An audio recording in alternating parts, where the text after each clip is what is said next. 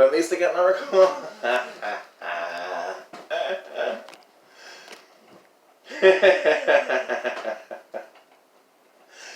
A little chaos there. I can get with that. It's fine. Yeah, it was actually kind of already busted. Technically speaking, it's okay. Yeah, it's an accident. I didn't actually intend to do that. You knew it was coming. I knew it was coming. I'm sorry. See, there we go again. Hey, I'm sorry. I've been using that word way too long lately. Let me tell you. My heart has been feeling really bad. I'm telling you, man. Woo, no. I've had thoughts of rage. I've been cussing at people. Oh my God, oh my God, oh my God. That's not who I am. I lost my bubble of joy and my serenity and all this other coronavirus, Trump-tastic virus, craptastically weird, bizarre, crazy, out of this world insane stuff happening on the planet Earth, and I'm trying to contain Maine, and I can't do any of that. You know what I mean? Woo. Hi, I'm Sean Sunshine Strickland the Strickulator, and this is also the Supergirl of San Francisco. And I'm not ashamed to say that I'm recording live from a toilet in outer space, or somewhere in between that place. It's actually a porta potty in some undisclosed location, so we'll just leave it at that. And the reason why I'm doing that is to showcase what it's like for someone who is homeless and an entertainer and trying to do the right thing and caught in between places and spaces and employment opportunities and, well, you know. And I'm living in the forest in a tent, and but enough about me. I have something to bring up to the public.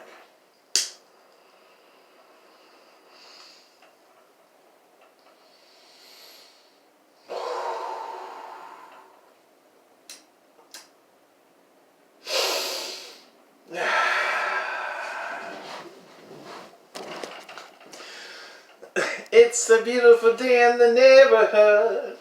A beautiful day and it's understood. Won't you be mine? Could you be mine? Please won't you be? Oh, humanity, please won't you be my neighbor? Hi, neighbor. My name is Sunshine. How are you? Are you feeling blue like me?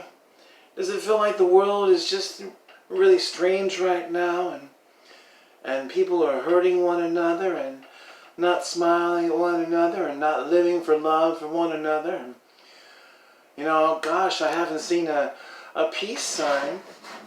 You know, a peace sign, ladies and gentlemen, is like this. It's two fingers that's like this. And I want to speak to the childlike heart that's in all the adults out there right now.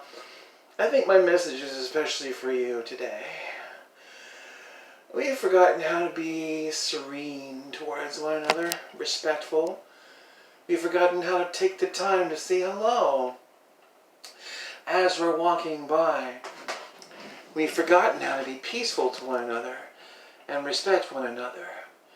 We've become paranoid and filled with fear. We've allowed the fight between red versus blue to blur the lines and tear us apart bit by bit as we speak. Everyone from James Woods to Rachel Maddow and everyone else in between. And it breaks my heart to watch all of these children who are really just children in their minds and their souls, and they somehow forgot themselves along the way. And you've forgotten how to be civil. And so have I. The other day, I was saying some not so nice words to people that live here in the Bay. People that worked in the ferry building. Two young kids who didn't deserve the way that I've treated them. And you think to yourself, well, how do we get our glow back? How do we get that love and feeling back? How do we become truly united again? What are the steps necessary? No, not touching your face. But my hands are clean. I just use sanitizer. And so that's what we're talking about right now. The coronavirus has really blasted us off across the globe and set off a chain of reaction of events. And I've never witnessed anything like this in my lifetime. I've never witnessed anything like this administration in my lifetime. I have never witnessed the hatred levels between red versus blue in my lifetime, and it really bothers my soul. I've allowed myself to, because I'm blue, allowed myself to follow the thinking that it's okay somehow to stop loving each other. And I don't want to do that anymore. I can't be part of that anymore. I'm going to be a purple person. It's all about unity right now. A purple wave of people actually talking to each other, learning from one another, instead of just letting every single news network or person across the street tell you how to feel. Sit down and actually talk to one another. You know? And you think, well, we can't do that because it's social distancing and we have to stay 6 feet from one another. Yeah. You have to physically stay 6 feet from one another.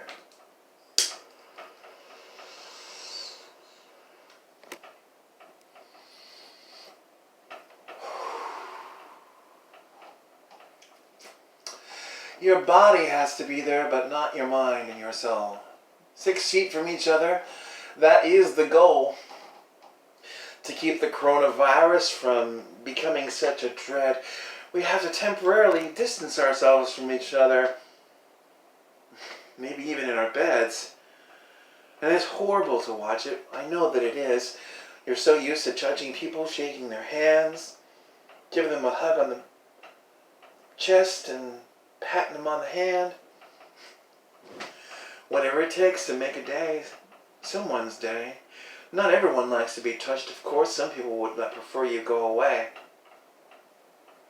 But there has to come a point where we still know how to have fun and play.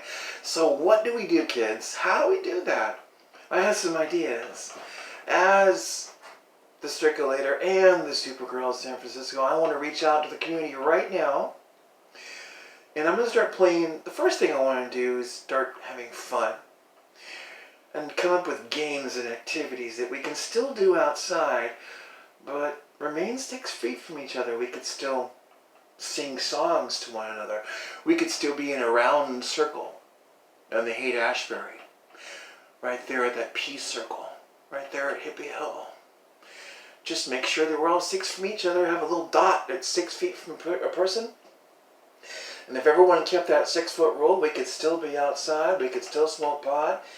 We could still cheer each other on from afar. We could still play games and we could do the 6 foot shuffle. And what's the 6 foot shuffle, you say? Well, the 6 foot shuffle is to stand in a circle, usually a peace symbol. And slide to the left, slide to the right. And I haven't got the rest. But I'm working on it, kids. And I think it would be good. The 6 foot shuffle. Have a coronavirus stance. I've seen people try to positive spin this thing. That's just it. That's just it, humanity. Red, blue, red or blue, I don't care about either of you. Actually, I do, but that's funny. No, really, red versus blue, it doesn't matter who. Oh, I like that. I like that. Because it's like saying red versus blue, it doesn't matter who. I'm purple, baby. I'm always going to be purple. You're not going to change that.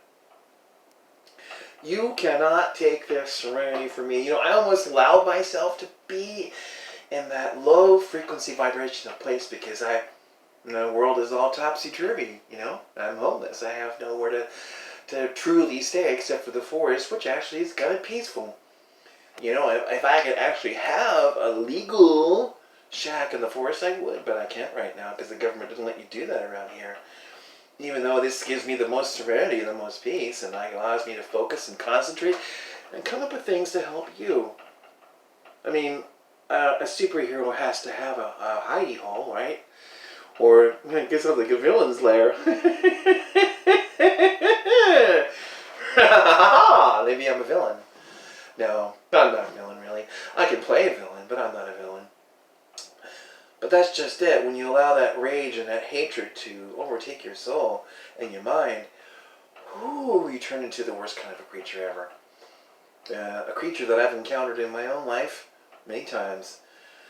And then becoming that thing just like that, and then looking at it and saying, oh my God, yes, I was becoming like the hateful part of the left. And I was like, wait a minute, no, this is also evil. And so is any kind of form of violence is evil, and any kind of civil... You know what else is evil, my friends?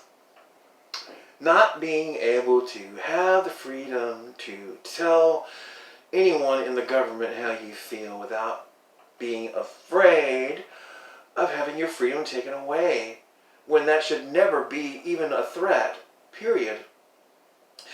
Words can't be used against you like that out in public. If you're saying words that are not causing harm, if you're saying words that are just trying to get people's minds and brains opened, if you're not actually trying to harm people, you can talk about whatever subject you want. You can ask any question you want to ask. And I'm talking to you, reporters. I'm talking to you, media. You guys have got to get your cojones going. You got to get some balls in there. I'm serious. This isn't a joke. When you talk to anyone in the government, whether they're Democrat or Republican, you get in there and you grill them hard like Lois Lane on a plane headed to Spain. So, of course we can't really go to Spain right now, which is sad because that's where my grandmother is from. Her grandparents, my great-grandparents and my great-great-grandparents are all Spanish, and it's like, whoa, Anyway. What about you? What's your heritage? There's all kinds of stuff we're going to do. And I'm going to start cataloging all this stuff that I'm going to do on the street with my El Cheapo phone and my limited abilities. But it's not about me, and it's about us. It's not me, it's us. That's a Bernie thing, right? Ooh. Is it a Bernie Sanders supporter that the world is now listening to right now, and probably half of you are ignoring me at this point?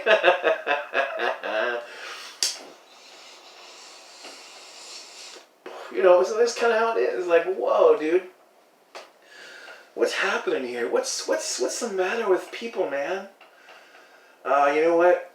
Last good time that I had was watching Kevin Smith and Jason Mewes, man. That was just the best.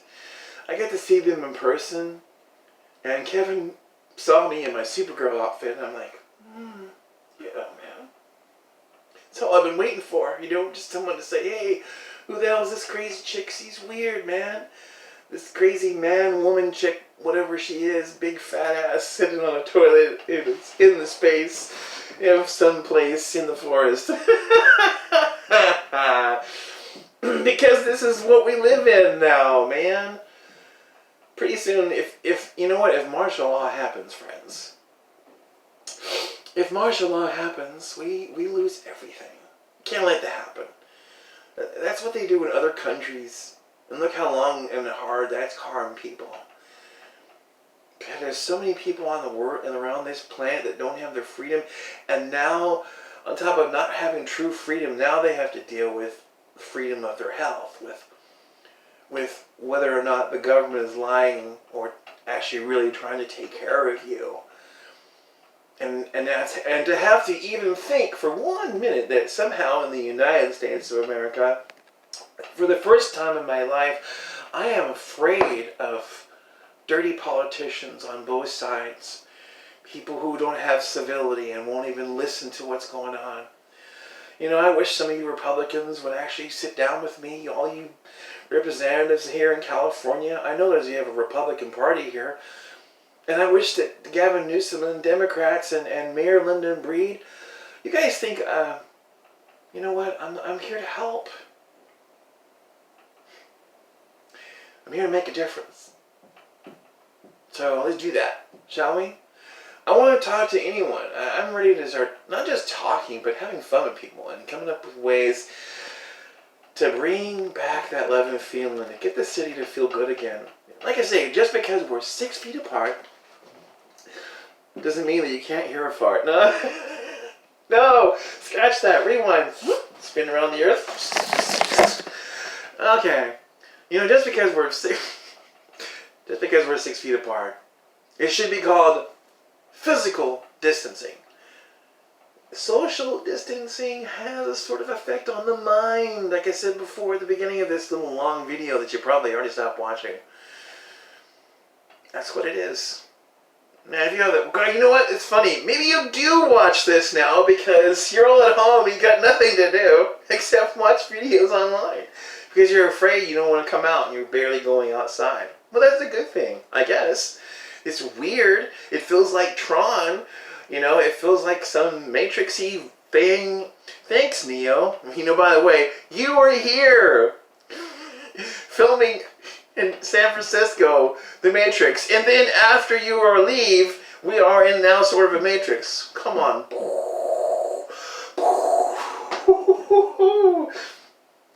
Well, I think it's time for me to call this short and sweet. Because I want people to listen. And I'm ready to help. I've got a cart. I've got a superhero suit. I've got delivery services that I want to start offering. I'm going to get the homeless to get the resources they need as well. Because I don't think a lot of people on the street even know where to go. Or how to get a hotel room or any of that. Alright. Looks like I lost the light. That's okay. See, this is it. The homeless are in the dark right now. And I'm going to start bringing my light to them and help them figure it out, because I'm in the same boat. And then gotta get the city excited again. We gotta get America to smile again. Let's make America smile again.